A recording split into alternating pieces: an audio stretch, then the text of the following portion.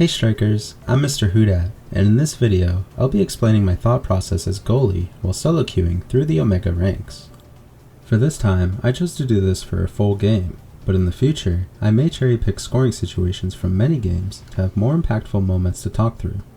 For this game, I'll be playing Dubu, and my most used build on Dubu goalie is Built Different, Well Fed, and Stacks on Stacks. Stacks gives an incredible amount of speed, which is very high value for goalies to help reach core shots aimed at the corners, and it's fairly rare to die as goalie if you position properly and take Well Fed. There are many other trainings you can take to replace Stacks, but I feel Built Different and Well Fed are irreplaceable as they give you a bigger hitbox for your strike and an incredible amount of survivability from orbs. Getting into the lobby, I'm already strategizing how I'll be playing the game. I see the map as Origins, the orbs are size boost, and my team is a diamond player and an unknown. The map and orbs don't affect too much for this game, as it's a very vanilla map and the orbs don't affect scoring situations. Asher and Era are banned, which is a big relief as a goalie, as these are the two characters that give me the most trouble. As the draft plays out, we have double brawler with Julia and Drakkar versus Julia and Estelle. These team compositions make me want to clear the ball on corners so it stays close to the edge, giving my team opportunities to bait the ball and catch easy kills. When they're in scoring position, their main scoring moves are Juliet's dash kick and Estelle's entire kit. I'll be looking to keep the ball away from Juliet when I know she has her kick available, and I need to try to clear towards Estelle's closest corner so she's unable to catch easy redirects. I'll explain these situations further as they occur in the game. It's important to take note of everyone's training build when you first get into the game. Any deviation can signal to you how your teammates or opponents' playstyles may change. The important thing to look at with these builds is the enemy Estelle has a very kill-oriented build with Stinger, Rapid Fire, and Prime Time. She'll look to get level 10 quickly and kill with 2 cooldown reduced lasers and help her Juliet win trades early on with Stinger. The enemy Juliet opted for Well Fed in the 3rd flex slot. She may look to steal the orbs that spawn in my goal arc, and it will be hard for my Juliet to trade with her once her Well Fed is stacked. In the early game, I'm focusing on trying to maintain ball control for my team, since everyone's hits are weak and their move speed is low. My clears will mostly be passes, unless I feel I'm under pressure. So far, it looks like my team is able to keep ball control well, until we reach the opponent's first good scoring chance. As the ball inches towards my goal, the Estelle is in perfect position to score, with all 3 of her abilities available. It's important to not play into her hands. She's looking to time my strike with one of her abilities. I position myself towards the ball and back towards my goal, and luckily she pulled the trigger quickly and expected me to hit the ball immediately, giving me an easy save after waiting, but it's not over yet. I have to clear towards the Estelle's closest corner to avoid her redirecting with laser or teleport into the empty bottom corner. After hitting the ball, I preemptively used log in case she planned on teleporting onto the ball immediately. This would stop the ball in its tracks and give me time to get my strike cooldown back. My Juliet comes to pressure and help me clear the ball, and their Estelle backs off from the situation to avoid death. With each scoring opportunity, adjustments can be made. The Estelle now knows I'm not easily tricked, and will tend to wait and react to her rather than clearing instantly. Estelle gets a very cheeky kill on my Juliet, so I choose to ult immediately and buy time for my dead ally. My strategy remains to clear the ball towards Estelle's closest corner and keep it away from Juliet when she has kick. With my team on offense, I position shadowing the ball at the top of my goal arc and only log when I know I'll have the cooldown back in time for defense. The exact same scenario as before happens, where the ball inches towards me with Estelle in perfect scoring position. I wait again, and Estelle predicts perfectly when I strike, but I'm able to react and roll onto the ball to stop it. Estelle tries to keep the play alive with laser and teleport, but I'm able to get the ball around her and stop the attack. With both major skills down, it will be a lot harder now to stop a strong scoring chance. Unfortunately, my Juliet tries to pass through the seam to Drakkar, but misses and turns it over to Estelle. Thankfully, her skills are all down, and I clear the ball away to corner. Estelle gets yet again another good spot, but this time, all her abilities are up and mine are down. My only chance to clear is to hit it immediately and hope she doesn't react. I can't afford to play games when she has 3 abilities to my 0. The Estelle takes advantage of the opportunity and scores the goal. There was nothing else I could have done here. I give her the Juliet wink while holding arm and air ponying emote, as she played these situations well and got rewarded. It's important not to get flustered when scored on, especially when you know you've played well. Yes, my Juliet turned the ball over, which caused me to use log, which could have been used to help save the goal, but mistakes happen, and I'm happy my team is pass oriented rather than just hitting the ball forward. Estelle gets another opportunity top corner, and after seeing her fast teleport, I hit the ball and immediately ult afterwards, trying to kill her if she stands still to laser. Whenever you ult, it's a good habit to hit the ball first so it does not obstruct your wall and cause an own goal. Our team gets a nice kill, and we're now on the power play. On the power play, you can afford a position further up, and all your clears should be as forward as possible directly into the hands of a teammate to not waste precious time while up a player. Our scoring chance was easily stopped, and our aggression punished with a death once Estelle came back.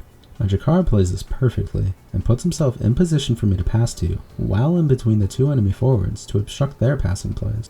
He gets a kill onto Julie, but I'm met with an almost impossible situation. The ball is coming too quickly for me to wait out Estelle's special, so I decide to hit it and immediately roll backwards to stun the ball after Estelle's special hit. The way this happens in real time, I was able to get the ball past the wall so her redirect wasn't going to score. The Estelle follows up with laser, and because I went for the roll backwards just in case, this was a free kill. In hindsight, I didn't need to roll, but I still feel happy with how I played this. My team plays defense well, so this didn't result in a goal, but I did lose all my stacks. We're back to 3-on-3, and we need to get ball control or some kills to get some scoring chances for ourselves. With Estelle in scoring position again, I preemptively ult to avoid any chance of her scoring. This is especially good because she's alone with nobody to pass to around the ult. The ball comes to me again, and I choose to clear down to avoid Estelle's redirects. My Juliet interrupts theirs, but Estelle goes on the attack, using all of her ability. I make sure to keep the ball in the corner, and save my log for when she tries to hit it past me while my strike is on cooldown. Log is a very powerful defensive tool, as it acts as a second strike while keeping the ball in place. My team punishes the Estelle's aggression, and with all her cooldowns down, she dies easily. My team develops a really nice passing play, but the Dubu is unfazed and plays around it impressively. We try for another scoring opportunity, but Jakar is punished for his positioning and dies to Dubu's roll. Luckily, my Juliet finds a counter kill while theirs is distracted by the core. Estelle goes all in for a goal, but I'm able to prevent her abilities with Log and an ult in case the Estelle special redirected towards the goal. She's easily punished for this play, as Juliet is right nearby, and yet again Estelle's teleport was used aggressively. Jakar makes a nice pass around Dubu's ult, and Juliet predicts the Dubu to move too far down and hits it into the top corner where he originally was. I'm feeling really good about this game now. My team is synergizing well on offense and doing a good job of punishing the Estelle's aggression to create scoring chances after the kill.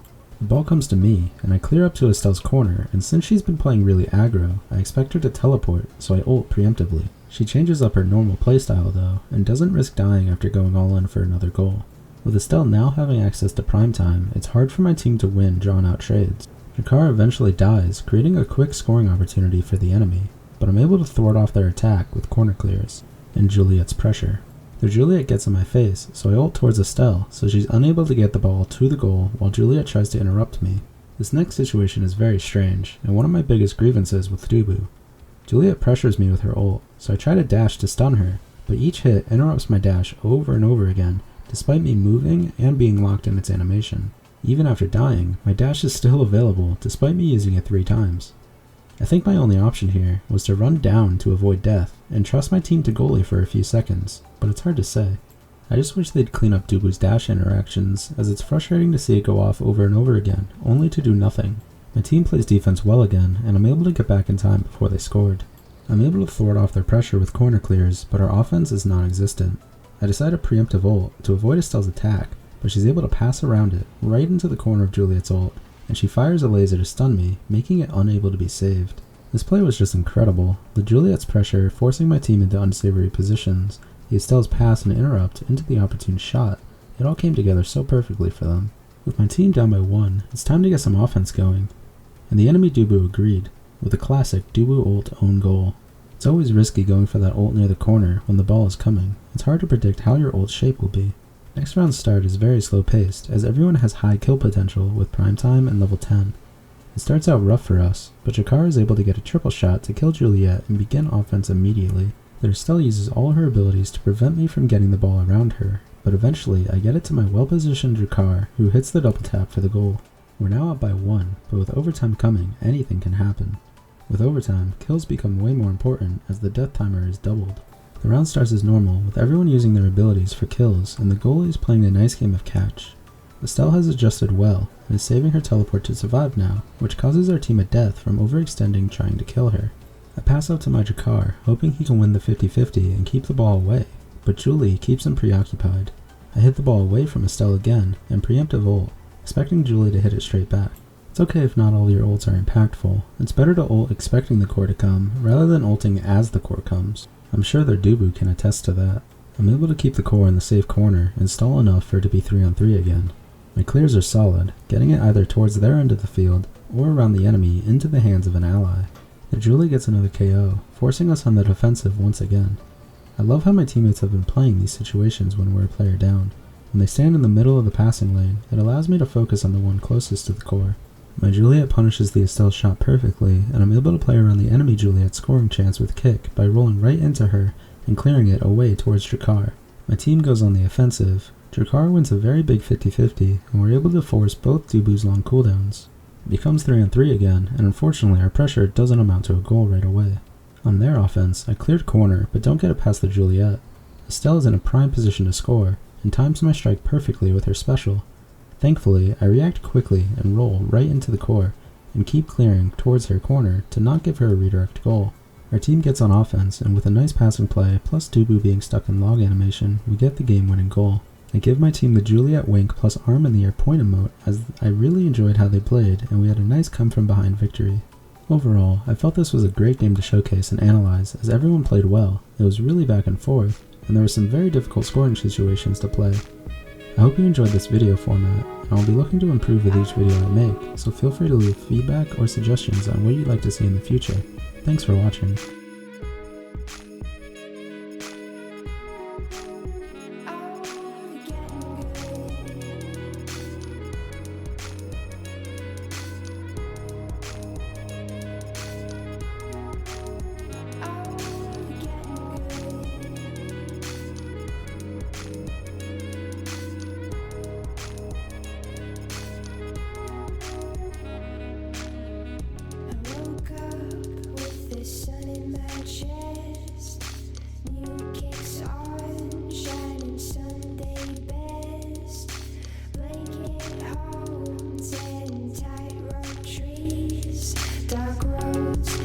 And it's fairly rare to die as Goalie if you position properly and take well fed.